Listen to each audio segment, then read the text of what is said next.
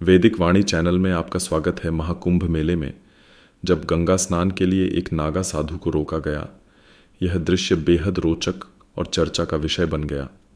धर्म, परंपरा और आस्था से जुड़े ऐसे अनोखे और प्रेरणादायक किस्सों के लिए जुड़े रहें हमारे चैनल वैदिक वाणी के साथ। हमारी कोशिश है कि आपको धर्म, संस्कृति और वेदों से जुड़े अद्भुत ज्ञान और कहानियों से रूबरू करवाएं। सब्सक्राइब करें वैदिक वाणी चैनल और हमारी आध्यात्मिक यात्रा का हिस्सा बने। वेद की वाणी, आपके जीवन की कहानी। नागा साधु और उनका चमत्कार। महाकुंभ मेले का विशाल दृश्य। गंगा किनारे श्रद्धालुओं की भीड़ और हर तरफ मंत्रों की गूंज। उसी मेले में एक नागा साधु गंगा स्नान के लिए आगे बढ़ रहे थे। उनके चेहरे पर अद्भुत तेज था, मानो वे किसी दिव्य शक्ति के स्वामी हों। जैसे ही साधु ने गंगा में प्रवेश करना चाहा, पुलिस के जवानों ने उन्हें रोक दिया।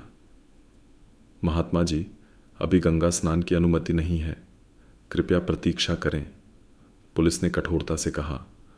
साधु शांत रहे, लेकिन बोले, गंगा माँ के स्नान में किसी नियम की बाधा नहीं होती, ये आत्मा का आह्वान है। पुलिस अधिकारी ने उनकी बातों को अनसुना कर दिया और उन्हें किनारे ही रोक दिया।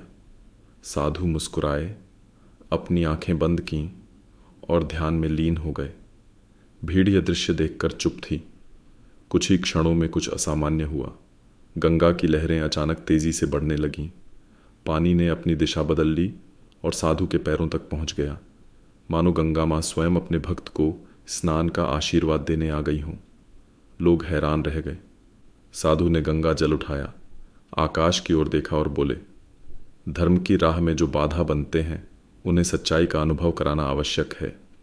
अचानक आसमान में बिजली चमकी और साधु के चारों ओर एक दिव्य आभा फैल गई।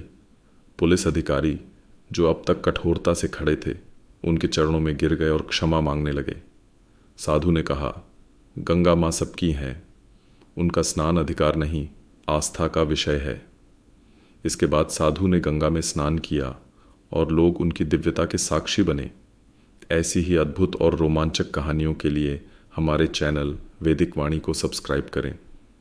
धर्म और अध्यात्म की इस यात्रा में हमारे साथ जुड़े